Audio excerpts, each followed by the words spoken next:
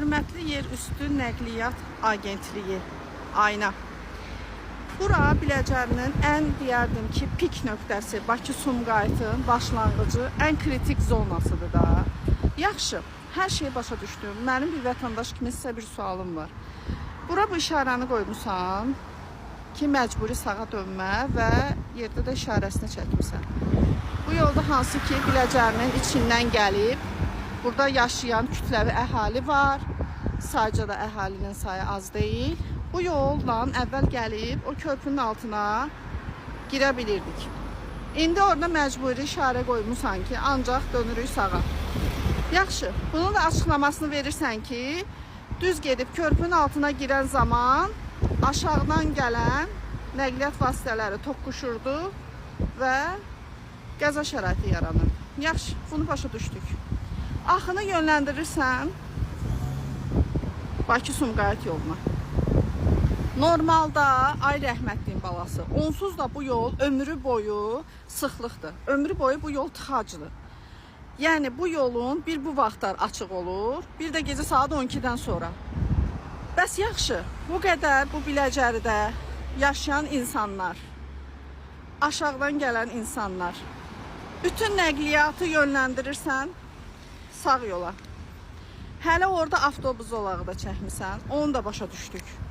Yaxşı, məqsəd nədir? Onu eləməkdənsə olmazdı ki, o yora svetofor qoyardınız, üz üstəm işıqfor qoyub, yolu tənzimləmək olardı. Sən burada yaşayan əhalini yönləndirirsən ki, gəl gir bu probka ilə, get o tərəfi fırlan, dünyanın başına fırlan, gəl təzdən gir bu yola. Bunun asant bir yolu, yoxsa yeyinti eləmək məqsədi ilə insanların əsəb sistemini pozaq, görək necə eləyirik ki, büdcəyə pul yığılsın. Əgər məqsəd budursa, bəli. Onsuz da bu yol ömür boyu sıxlıqdır, ömür boyu tıxacdır.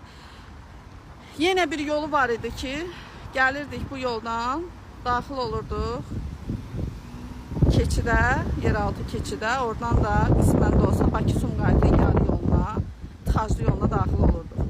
Yəni sizin etdiyiniz çıxış yolu deyil. Sizin etdiyiniz çıxış yolunu lapda bağlamaqdır. Yəni bunun üçün insana ali təhsil, nə bilim, əlavə bir şeylər lazım deyil. Sadəcə düşünmə qabiliyyəti olardı. Bax bunları belə yolun ortasında bu formada saxlamaq əvəzinə orada tənzimləyici bir işıqfor qoyardın. Oradan gələn dayanardı. Buradan nəqliyyat axını hərəkət eləyərdi həmin qismə. Sən deyirsən ki, bütün millət yüklənsin zaten yüklü olan Bakı-Sumqayıta, ekstra bir probkaya düşsünlər, onsuz da ilmizalım o gündədir. Nə bilim valla. Bu da aynanın gördüyü dərin düşüncəli hərəkət. Bax belə.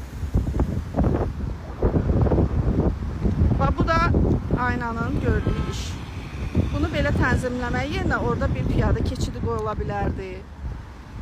Min cür şey eləmək olardı, amma biz hər zamanki kimi daha asan və rahat yolu seçirik ki, insanların əsəb sistemini necə oynada bilərik, necə büdcəyə pul yığa bilərik. Təşəkkürlər Ayna.